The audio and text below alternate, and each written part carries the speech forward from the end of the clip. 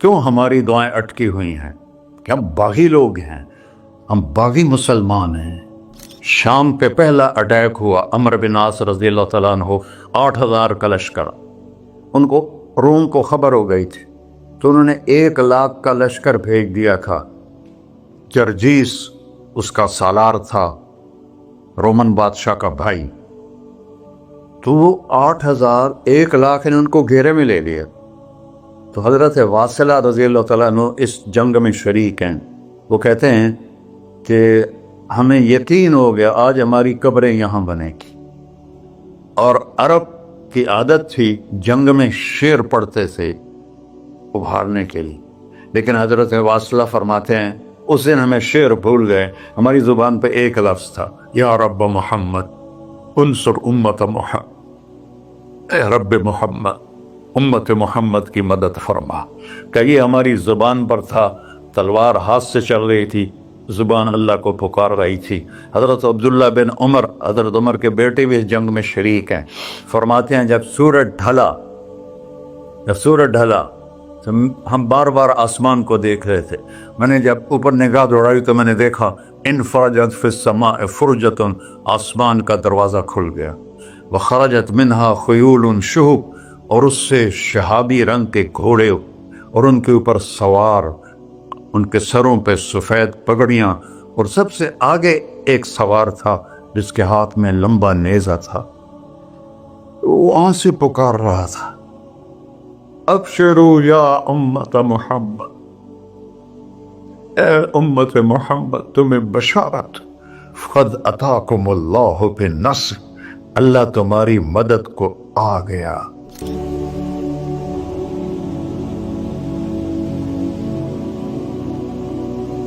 یا ابا سفیان جئتکم بکرامت الدنیا والآخرہ، ابو سفیان دنیا اور آخرت کی عزت چاہیے تو میرے پیچھے چلنا پڑے گا، اس کے علاوہ کوئی راستہ نہیں ہے، کوئی راستہ نہیں ہے، کوئی راستہ نہیں۔ ایک ہی طریقہ باقی ہے، ایک ہی راستہ باقی ہے، وہ ہے محمد الرسول اللہ۔ لا یؤمنون حتی یحکموک فیما شجر بینہم، اپنے ہر معاملے میں جب میرے نبی آپ کو فالو کریں گے تو میں ان کا بن جاؤں گا، یہ میرے بن جائیں گے، یہ مانگیں گے میں دوں گا، یہ سوال کریں گے میں پورا کروں گا، یہ مدد مانگیں گے میں مدد کروں گا۔ کیوں ہماری دعائیں اٹکی ہوئی ہیں کہ ہم باغی لوگ ہیں، ہم باغی مسلمان ہیں، ہم باغی مسلمان ہیں۔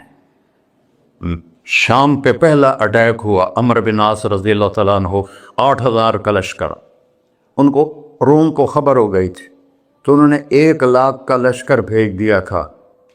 جرجیس اس کا سالار تھا، رومن بادشاہ کا بھائی، تو وہ 8,000 1,00,000 نے ان کو گھیرے میں لے لیا۔ تو حضرت واصلہ رضی اللہ تعالیٰ عنہ اس جنگ میں شریک ہیں۔ وہ کہتے ہیں کہ ہمیں یقین ہو گیا آج ہماری قبریں یہاں بنے گی، اور عرب کی عادت تھی جنگ میں شعر پڑھتے تھے ابھارنے کے لیے، لیکن حضرت واصلہ فرماتے ہیں اس دن ہمیں شعر بھول گئے، ہماری زبان پہ ایک لفظ تھا، یا رب محمد انصر امت محمد، اے رب محمد امت محمد کی مدد فرما۔ کہ یہ ہماری زبان پر تھا، تلوار ہاتھ سے چل رہی تھی، زبان اللہ کو پکار رہی تھی۔ حضرت عبداللہ بن عمر، حضرت عمر کے بیٹے بھی اس جنگ میں شریک ہیں، فرماتے ہیں جب سورج ڈھلا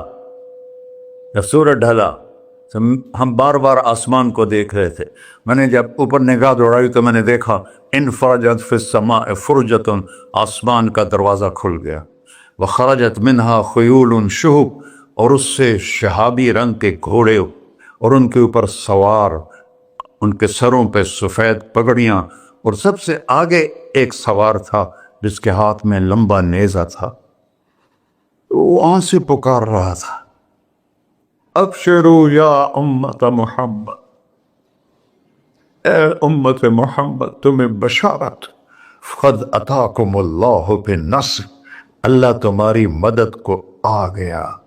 فرماتے ہیں وہ ایسے آئے اور ہمارے اندر غائب ہو گئے، اور آدھے گھنٹے بعد 1,00,000 کا لشکر دوڑ رہا تھا 8,000 کے سامنے۔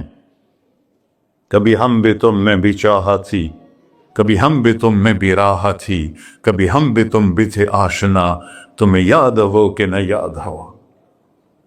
میرے نبی کی زندگی مکمل نمونہ ہے، مکمل، اس کو فالو کرنا ہے۔ پھر بلڈر بنو، ذمہ دار بنو، پھر ڈاکٹر بنو، پھر تاجر بنو، سائنسدان بنو، عورت ہے مرد ہے جو بھی ہے، کامیابی اس کے ماتھے کا جھومر بن جائے گا کہ وہاں ایک ہی سکہ چلتا ہے، وہ محمد رسول اللہ۔ تو بھائیو، مجھے یہی مختصر بات کرنی تھی کہ اس دنیا کے پیچھے ان دو ہستیوں کو پیچھے نہ کرو، ان کو ناراض نہ کرو۔ یزید نے اہل بیت کا خون کیا، اور اتنا بڑا واقعہ ہے کربلا کہ دنیا کی تاریخ میں نہ پہلے کبھی ہوا نہ بعد میں کہ رسول کی نسل کے 18 نوجوان ذبح کر دیے جائیں۔ یزید 90 لاکھ مربع میل پہ حکومت، 90 لاکھ مربع میل، ٹھیک، 42 سال کی عمر میں مر گیا۔ اس کا بیٹا معاویہ بن یزید رحمۃ اللہ علیہ 22 سال کی عمر میں تخت پر بیٹھا۔ باپ نے 3 بر اعظم میں حکومت پھیلائی ہوئی ہے، دادا نے پھیلائی تھی، باپ نے اس کو بڑھایا۔ یزید کے زمانے میں بھی فتوحات ہوئی، اب یہ 3 بر اعظم پر اس نوجوان کی حکومت ہے۔ یہ بلڈر نہیں ہے، یہ بادشاہ آج کل کے صدر وزیر نہیں ہیں، 2 ٹکے کی ان کی قیمت کوئی نہیں ہے، مطلق بادشاہ ہے۔ 40 دن حکومت کی اور سارے خاندان کو بلایا اور کہنے لگا، اب تصور کرو 22 سال کا ایک شہزادہ ہو، وہ 3 بر اعظم اس کے سامنے ایسے جھکا ہوا ہو، تو اس کو کیسے آپ میئر کر سکتے ہیں؟ جبکہ کاغذ کے نوٹ نہیں تھے، سونا تھا، چاندی تھی، ہیرے تھے، اصل دولت تھی۔ یہ کاغذ کوئی دولت ہے؟ یہ تو یہودیوں نے آپ کو بیوقوف بنایا ہوا ہے۔ انہیں سب کو اکٹھا کیا، اس نے ایک چھوٹا سا خطبہ دیا، کہنے لگا، کانا ابی جبارن، میرا باپ ظالم تھا، اس نے اہل بیت کا خون کیا، اور جس تخت کے نیچے اہل بیت کا خون ہو میں اس پہ لعنت بھیجتا ہوں۔ یہ ہے تمہاری سلطنت، جس کو چاہو دے دو، میں بری ہوں۔ 3 بر اعظم کی حکومت اللہ رسول پہ قربان کر کے گھر بیٹھ گیا، اور آج اس کو کس عزت کے ساتھ میں سنا رہا ہوں۔ اس کے باپ کو بولتے ہوئے میرا لہجہ کیسا تھا، اور اس کے بیٹے کو بولتے ہوئے میرا لہجہ کیسا ہے۔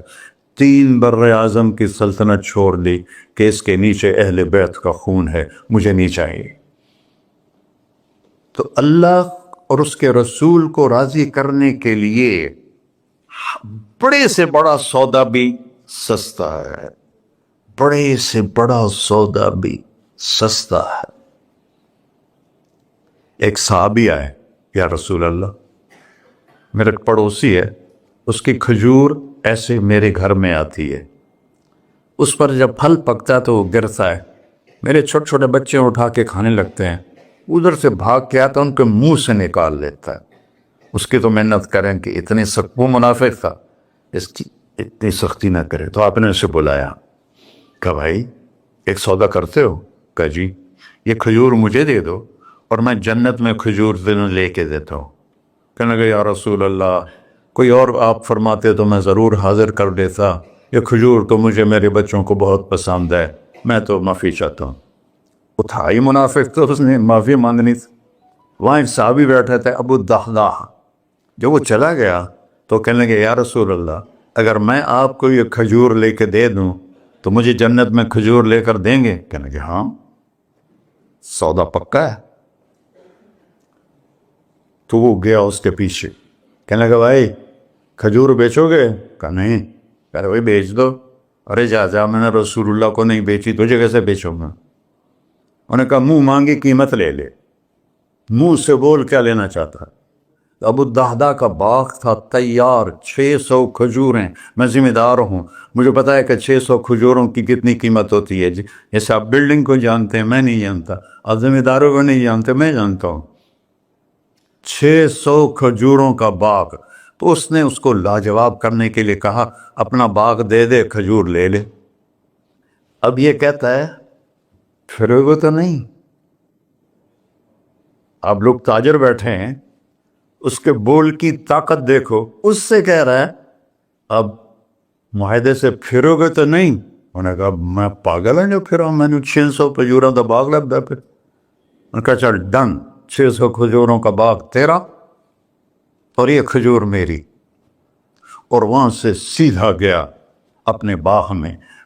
کھجوروں کا زمانہ تھا تو مدینے والے کھجوروں کے پھل کے زمانے میں باغ میں شفٹ ہو جاتے تھے، چھوٹے چھوٹے بنائے ہوتے تھے کمرے، وہاں بچے وہ سب رہتے تھے، کھجوروں کی پہرہ داری بھی اور توڑنا بھی۔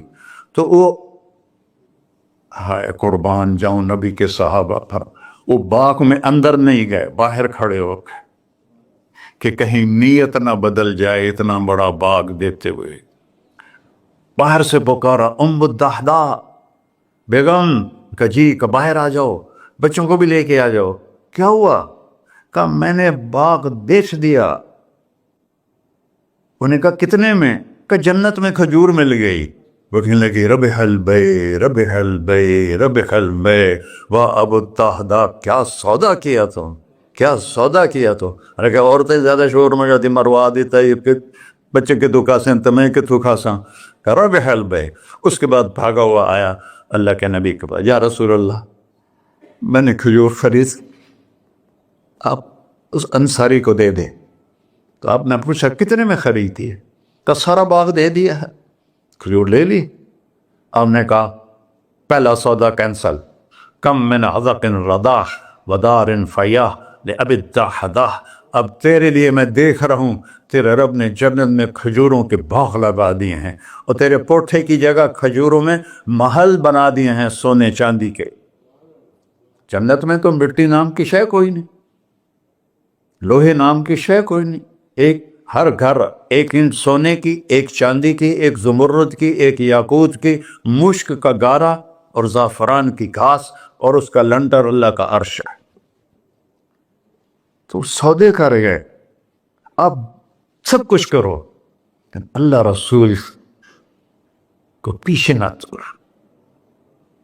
کیونکہ ہمیشہ تو زندہ نہیں رہنا،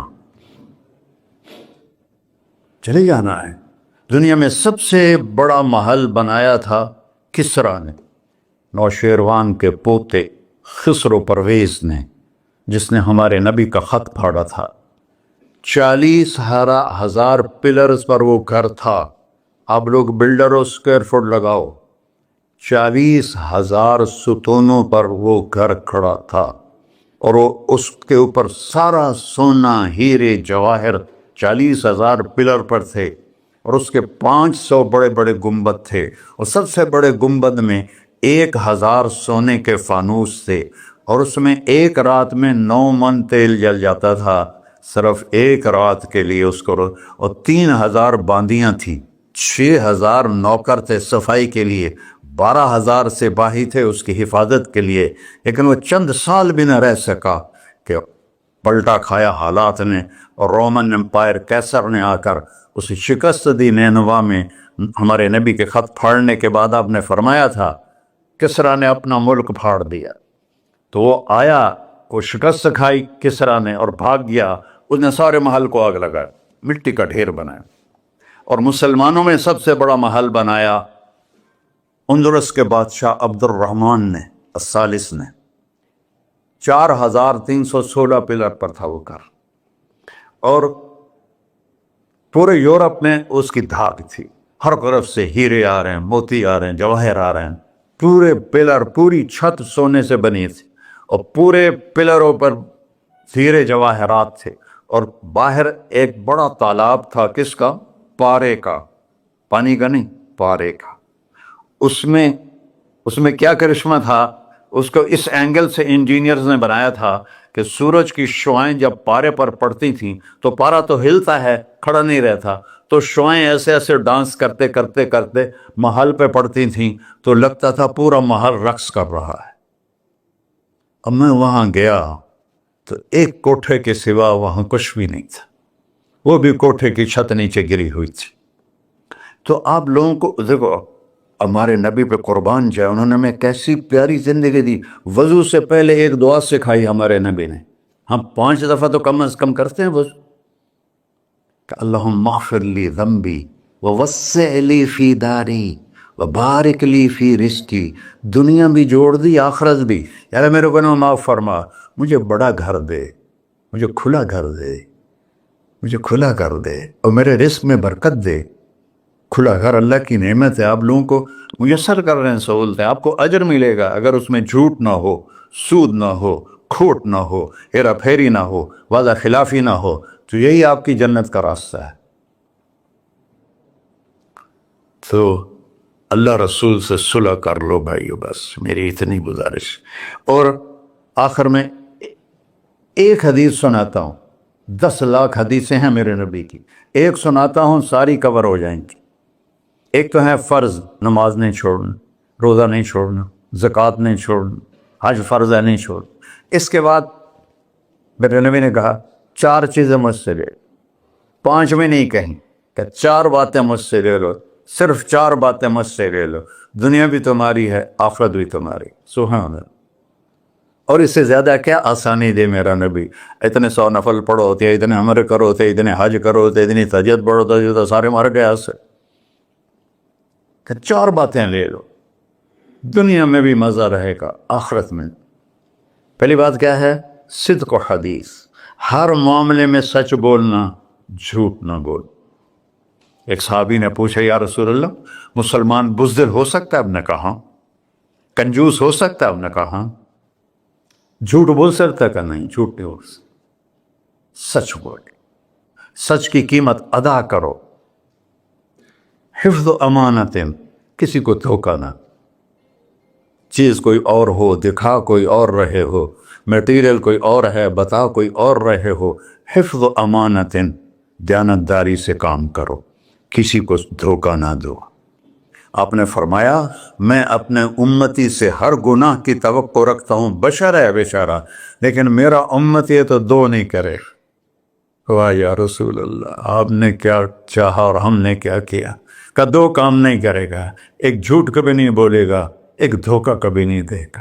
اور سب ہمارے، میں تو 100 ملک پھرا ہوں، مسلمان جھوٹ اور دھوکے میں پھنسے پڑے، غرق ہوئے پڑے.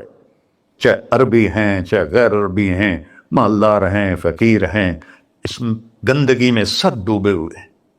تو صدق و حدیث، سچ بولو. حفظ و امانت، دھوکہ نہیں دیا. تیسری کیا ہے؟ حسن و خلیقت، اخلاق اچھے کر. اخلاق اچھے کر. اور اخلاق اچھے کرنے کے لیے ایک کام کر لی، اس کو تالا لگا، صرف ایک کام.